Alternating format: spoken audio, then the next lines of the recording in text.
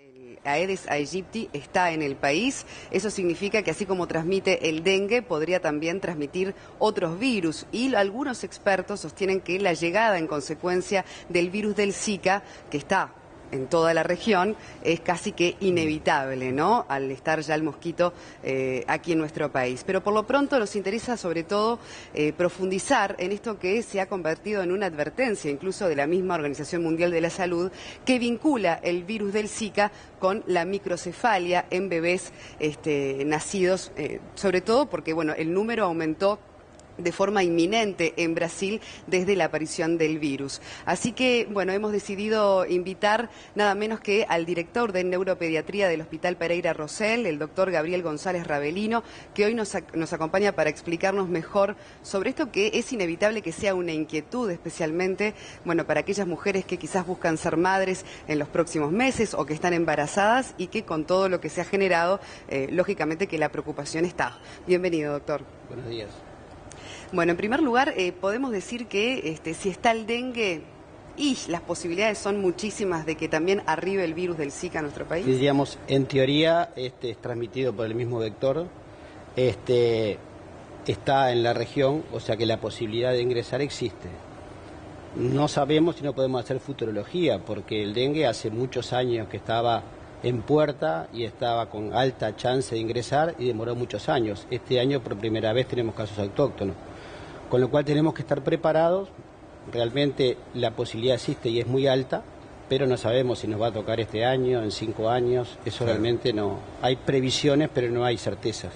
Doctor, de un tiempo a esta parte hemos escuchado de forma reiterada el término microcefalia. Sería interesante que explique desde el punto de vista médico, técnico, qué es específicamente la microcefalia. Me parece muy bien, digo, la explicación, porque creo que estas jornadas de educación médica tienen que informar, pero no alertar excesivamente, pensando sobre todo una embarazada que piensa que su hijo puede tener un problema y no lo tiene, cómo sufre ese embarazo. Lo mismo que también una madre que tiene un hijo con una cabeza un poco más pequeña y piensa que va a tener problemas neurológicos. De ahí entonces que me parece importante definir. Digamos que la forma que tiene el médico, el clínico, de medir el tamaño del cerebro, que es lo que importa, es midiendo la circunferencia craneana. Entonces, a partir de esa medición del perímetro craneano, podemos detectar, en este caso bebés o personas que tienen un perímetro craneano más pequeño. Muchos de ellos van a tener un cerebro más pequeño y pueden tener algunos problemas neurológicos, como problemas de aprendizaje, menor desarrollo de su inteligencia, problemas motores, epilepsia. Pero hay que ser muy claro dónde ponemos el límite entre microcefalia y una cabeza un poco más pequeña. Lo que sería una medida, digamos, establecida como normal. Exactamente, que esto fue lo que ha generado una alarma excesiva en Brasil, donde ponen el límite de microcefalia y, diríamos, una cabeza un poco más pequeña. Entonces ahí tenemos que tener en cuenta que no todas las etnias, ni las poblaciones, ni el sexo, ni la edad gestacional tienen el mismo perímetro craneano. Entonces, si nosotros ponemos una medida que está muy próxima, diríamos, aunque se desvíe de la media hacia abajo, podemos detectar casos que no son microcefalias reales, sino que son niños con una cabeza un poco más pequeña por razones genéticas o a veces familiares. Ese es un tema muy importante, porque si nosotros tenemos que en Uruguay nacen 50.000 niños al año, si nosotros tomamos un parámetro que fue el que tomó Brasil, que es 2 desvíos estándar, que es una medida de dispersión, vamos a tener casi 1.500 niños que nacen al año en Uruguay con microcefalia.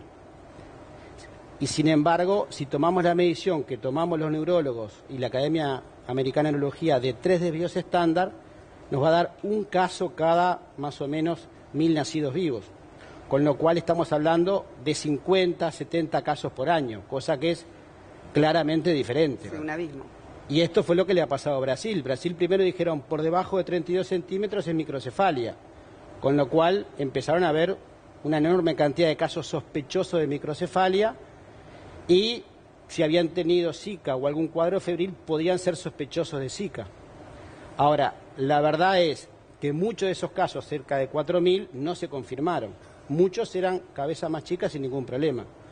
Ahora sí hay casos que se han confirmado. Hay casos de una europea que estuvo en Brasil, va a tener su hijo en Estonia y el niño nace muerto y se confirma que había tenido Zika. Y 2 o 3 casos confirmados en Brasil. Estamos hablando de casos de Zika documentados, 3 en Brasil.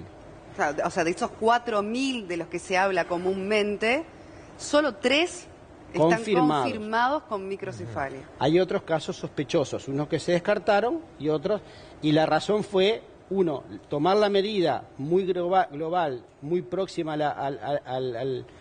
a casi al normal, y lo otro, casos sospechosos no confirmados, atribuirlos al Zika. Ahora, doctor, usted decía que la microcefalia obviamente es una enfermedad con consecuencias, ¿no?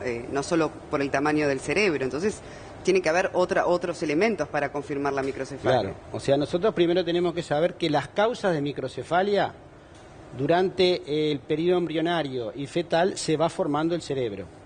Entonces, hay causas en las cuales el cerebro en la primera mitad del embarazo, en los primeros, sobre todo 2 trimestres, se desarrolla menor cantidad de células y de formaciones nerviosas. Esas causas pueden ser genéticas, por ejemplo, hablemos de cromosomopatía, es un síndrome de Down, tiene una microcefalia. Hay otros síndromes genéticos que son prácticamente el 30% de las causas de microcefalia. Después tenemos todos los factores ambientales, y los factores ambientales, las infecciones son uno, pero los tóxicos, el alcohol durante el embarazo, que acá las embarazadas ingieren alcohol y en muchas cantidades, en algunos casos, sin saber que están embarazadas, puede provocar, por ejemplo, microcefalia. Otros tóxicos, metales pesados, radiaciones, medicamentos. Y las infecciones, nosotros decimos Zika, todavía no tenemos acá, pero acá tenemos otra cantidad de infecciones que sí sabemos, y vemos nosotros anualmente 10, 20 casos en el Pereira Rosell y en otros lugares, que tienen microcefalia por otros virus. El citomegalovirus, que se lo puede adquirir una embarazada y puede provocar claramente microcefalia. A veces el parvovirus, que es el que da la quinta enfermedad. O sea, una enorme cantidad de infecciones que si nos toman a una embarazada en el momento de la formación del feto o al final, pueden destruir el cerebro y provocar microcefalia. Claro, hay cuestiones que son bastante más preocupantes que ya tenemos que el Zika, que genera microcefalia y capaz que no se publicitan tanto. Ahora, en un embarazo controlado, una madre que asiste periódicamente a los controles de su embarazo, las medidas que se hacen a través de las ecografías dan normales, parámetros normales. ¿Puede ser que en los primeros años de vida de ese niño allí recién se manifieste la microcefalia o no? ¿Es algo que ya se advierte desde el embarazo? La pregunta, hay que aclarar que hay 2 tipos de microcefalia o microencefalia. La primaria o congénita, que el niño ya nace con la cabeza más pequeña. Y ahí es una causa genética o ambiental, virus, tóxico, alcohol, toxoplasma, HIV, etcétera, algunos no conocidos, que provocan que ese cerebro o se formó con menos desarrollo o se había formado bien y se destruyó. Después están, lo que tú dices, son las microcefalias adquiridas. O sea, un niño que nace bien y tiene, no sé, un maltrato, una meningitis, hace un paro cardíaco en el momento que todavía se está desarrollando el cerebro, y ese niño tiene una microcefalia adquirida o secundaria. No es una causa del embarazo, es posterior. Y hay otras enfermedades raras del metabolismo que también lo pueden dar. Pero son casos más raros y no son las que se están produciendo durante el embarazo. Después vamos a hablar también de la calidad de vida, ¿no? De ese niño o niña que nace con microcefalia. Y por lo pronto también ustedes tuvieron una reunión, los neonatólogos en el Pereira Rosell, para establecer un plan de acción en caso de la llegada del Zika también en nuestro país, para profundizar sobre eso. Pero vamos a hacer un paréntesis porque tenemos que ir al móvil. Si nos acompaña también, Nela está con un biólogo. Vamos a hablar esta vez del tema del dengue. Estamos volviendo al tema del dengue ahora para conocer un poco más también sobre ese virus que ya está afectando a nuestra población. Y el comportamiento del dengue, ¿no, Nela? Buen día. Con un infectólogo, perdón, adelante. Buen día. Así es. Chicos, estamos aquí en la Facultad de Ciencias con Álvaro Fajarlo. Él es virólogo de aquí de la Facultad de Ciencias y además es el único en el país que tiene una maestría sobre el virus del dengue, y le vamos a preguntar todo sobre este virus. Buen día y muchas gracias. Buen día. Bien, Álvaro, ¿cuánto hace que existe este virus en la región? Bueno, reportes hay desde los 1600, cuando llegaron por el tráfico de esclavos en recipientes de agua que contenían los barcos. Bueno, ahí habría entrado el mosquito y bueno, desde ahí hay reportes de lo que aparentemente eran casos de dengue. Últimamente, en los últimos 30 años, ha aumentado significativamente el número de casos en la región. Y bueno, ahora hablamos de que hay varios países donde es endémico el virus, donde circula naturalmente, ¿no? Bien, para ir entrando entonces un poquito más en detalle, ¿por qué se da ahora este virus acá en Uruguay? Y bueno, básicamente están las condiciones dadas desde el 97, donde está nuevamente el mosquito, porque se había erradicado con un plan de erradicación general de las Américas, se había logrado erradicar, volvió a Uruguay en el 97 y desde ahí estábamos a la espera de que en cualquier momento una persona infectada en el exterior pudiera venir, ser picada por alguno de estos mosquitos y generarse un brote local, ¿no? Bien, ¿cuáles son los tipos de virus de dengue que existen y cuáles son los que tenemos aquí en Uruguay? Bueno, hay 4 variantes, 4 serotipos, 1, 2, 3 y 4. Aparente, por lo que hay, por las notificaciones que se han dado, está circulando el 1, es uno de ellos, pero hasta el momento no tengo conocimiento desde el caso 3 en adelante, no tengo idea qué serotipos serían, pero bueno, son estudios fácilmente realizables para poder determinarlo. Quizás ya se sabe y no se informó porque tampoco era el tema para hablar, pero bueno, es importante saber qué tipos de virus están circulando, ¿no? Bien, el 75% de la población no presenta síntomas, es decir que esta es una enfermedad asintomática, ¿es así? En su gran medida es asintomática. El tema es que, según ciertas estimativas, hay de 50 o 70 a 500 millones de infectados anualmente en el mundo. Lógicamente la gran mayoría son asintomáticos, por lo tanto no se puede determinar que esas personas, bueno, se puede determinar, pero no tienen incidencia en lo que es la enfermedad. Y del 25 restante, bueno, una mínima proporción manifiestan síntomas graves y una mínima proporción muere, aproximadamente 21.000 muertes anuales más o menos. ¿De qué depende esa gravedad?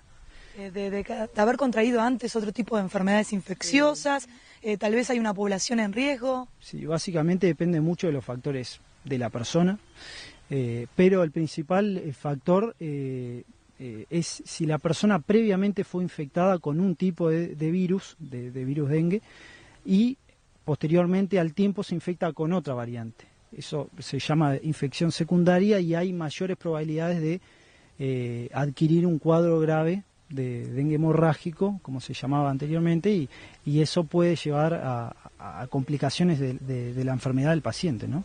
O sea que no todas las personas llegan a tener un cuadro grave, para dejarlo claro. El mínimo porcentaje llega a cuadros como el que se reportó ayer de la tercer paciente infectada. Es decir que... Perfecto. ¿Que esté el virus del dengue aquí en Uruguay, esto predispone la llegada del Zika? Bueno, si se dio el escenario adecuado como para que entre ingrese, emerja el virus en el país y se disperse rápidamente, es porque el mosquito está diseminado ampliamente y no habría ninguna diferencia con lo que es Zika o chikungunya. O sea, únicamente hace falta que una persona infectada en el exterior venga al Uruguay y en el periodo en el que esté cursando la enfermedad sea picado por un mosquito, ese mosquito pique a otras personas y ahí se daría un brote de Zika o de chikungunya. O sea, las condiciones están dadas, así como ocurrió con dengue, para que ocurran emergencias de Zika o de chikungunya, ¿no? Muchas gracias. Álvaro Fajardo, virólogo aquí de la Facultad de Ciencias. Si no tienen ninguna pregunta, volvemos con ustedes.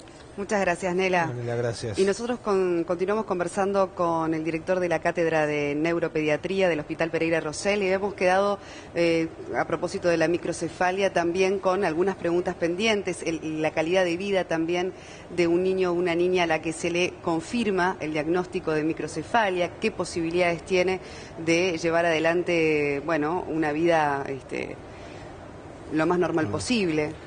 Digamos, en primer lugar, depende mucho del grado y de las causas, ¿no? Primero definíamos que tenemos que hablar de microcefalia patológica o grave, los casos que realmente ese perímetro es muy, muy por debajo del promedio.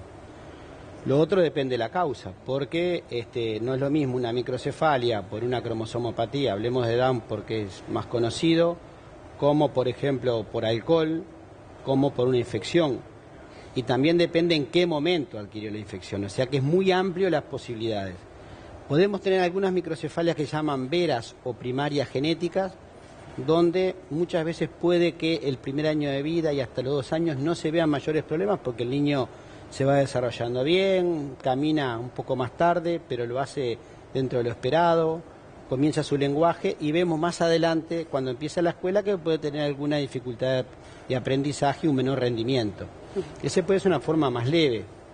Otras formas en las cuales pudo haber una destrucción mayor del cerebro, puede tener un retraso muy severo en su desarrollo, puede tener epilepsia, puede tener asociado problemas de visión o de audición, ¿no? O sea que el espectro es muy amplio. ¿Dolores de cabeza recurrente? No, ¿no? No, digamos, no por la microcefalia. Ahí está, porque el cerebro no ejerce presión contra el cráneo. Claro. No. Lo único que puede provocar eso es otra causa, que es una microcefalia más adquirida, es cuando el cráneo, diríamos, se cierra muy tempranamente, se llama craniosinostosis múltiple, en el cual queda encarcelado el cerebro y en ese caso sí puede dar síntomas. Dolores de cabeza cuando el niño no habla no se expresan, pero irritabilidad, vómitos, pero son otra forma que es una de lo que llamamos nosotros cefalia por atrapamiento del cráneo, porque se cierra, ahí sí es un problema más óseo, ¿no? Claro. Bueno, doctor, para ir redondeando, frente a esa posibilidad entonces de que ingrese también el Zika al país, ¿cuál es el mensaje? Porque la Organización Mundial de la Salud emitió una advertencia mundial por este virus, ¿no? Especialmente dirigido a las mujeres embarazadas. ¿Cuál es su punto de vista como director de la Cátedra de Neuropediatría del Pereira Rosell con la posible llegada de la enfermedad? Uno no puede minimizar y dejar de lado esto, que en lo cual genera que tenemos que estar atentos, informar, educar, como le decía, sin generar una alarma excesiva, porque desde una madre que tiene un hijo en el cual no sabe lo que va a pasar a lo largo de su vida y capaz que solamente le cuesta aprender, a un problema severo, uno, tiene que, cómo esa madre va acompañando el día a día a ese bebé. Lo mismo en el embarazo, entonces tenemos que ser bastante cautos. Uno podría decir que el Zika, están dadas las condiciones para que ingrese al país, es una de las tantas causas que puede dar microcefalia, hay que tomar las precauciones, como se dice la Organización Mundial de la Salud. Si una mujer embarazada o en riesgo de embarazo va a una zona de riesgo acá, es preferible que no lo haga. Ahora, también tenemos que tener en cuenta que microcefalia tenemos por muchas causas evitables. La principal causa evitable, la principal causa de retardo mental que es 100% evitable es el alcohol. Hay que hacer una campaña con el alcohol. Capaz que nos vamos de tema, pero es un buen momento si hablamos de microcefalia. El citomegalovirus es una infección que se lo adquiere una embarazada en una guardería, a veces el lavado de manos, evitar esos lugares de contagio en una embarazada. Hay otros factores que también debemos atender, Totalmente. Como dice usted. Entonces, la toxoplasmosis, la enfermedad que transmiten los gatos, también da microcefalia. Entonces, el problema mayor en esos casos es si la embarazada adquiere la primoinfección en ese momento. Hay otras que hemos erradicado. La rubiola era una causa de microcefalia. Con la vacunación la hemos evitado, ¿no? O sea que creo que tenemos que estar alerta, tenemos que estar informados, no tenemos que generar un pánico. Y tenemos que saber. Los médicos están preparados para la detección y tratamiento en nuestro país. Sí. Capaz que lo que nos puede pasar, dos cosas. Y esto la gente que ha trabajado en epidemias dice, ojo, que cuando hay una epidemia todo es Zika. Entonces nos podemos olvidar de otras causas y comprarlas con una causa que no es la que se... Y lo que es más bravo, porque para el Zika no tenemos... el Zika no es una enfermedad grave, no tenemos un tratamiento. Para el citomegalovirus podemos discutir. Para el toxoplasma tenemos un tratamiento. O sea que para el alcohol tenemos la prevención. O sea que tenemos otras que sí podemos y tenemos que también estar por lo menos alertas. La reflexión es no entrar en paranoia, sí tomar las medidas preventivas, como lo venimos informando ya desde unos cuantos días, y tener en cuenta que hay otras cuestiones que también pueden generar microcefalia. Ha sido muy claro, doctor. Muchas gracias. Le agradecemos el aporte. Muy gentil. Seguimos, por supuesto que además estos temas los seguiremos profundizando porque son de inquietud de todos nosotros. Y esperemos que no llegue el Zika. Esperemos que se quede. Ojalá que no. Ojalá que no. Adelante. Solo un tema que digo, estamos hablando ahora, ¿qué puede hacer una embarazada? Bueno, una embarazada puede, diríamos, evitar la exposición, usar repelentes. Ahora, ojo, que algunos de esos repelentes, por ejemplo, el que más se produce ahora, en altas cantidades en la embarazada, hay algunos trabajos que pueden favorecer algún tipo de malformación a nivel de la vía urinaria. Bueno, esto es muy importante. ¿Cuál O sea entonces que, desaconseja? diríamos, ojo, no quiero tampoco generar pánico, pero tampoco es estar todo el día poniéndose una enorme cantidad de un repelente que se puede absorber en la piel, pasar a la sangre, y muchas veces hay una enorme cantidad de neurotóxicos en el embarazo que se empiezan a conocer a partir que aparecen casos. O sea que está bien que se cuide el uso del tul, las precauciones, el uso de un repelente con una baja cantidad del que se recomienda, pero tampoco... Sí. Dice que un 15% bañarse es lo máximo que se recomienda para niños, quizás quedarse en ese porcentaje, 30 ¿no? de la segundos. sustancia que repele. Están llegando una pregunta interesante, 30 segundos más nada más. Si un mosquito, si llega al Zika y pica al padre, ¿se transmite a la madre por relaciones sexuales eso o no? ¿Una posibilidad a la hora de gestar un embarazo? La transmisión es sobre todo por un vector, que es un artropo, Sí, en es este un caso el mosquito. El mosquito puede, por haber picado a un otro animal o otra persona, infectar a otra persona. El mosquito, cuando pone las larvas y la hembra se desarrolla, también puede infectar.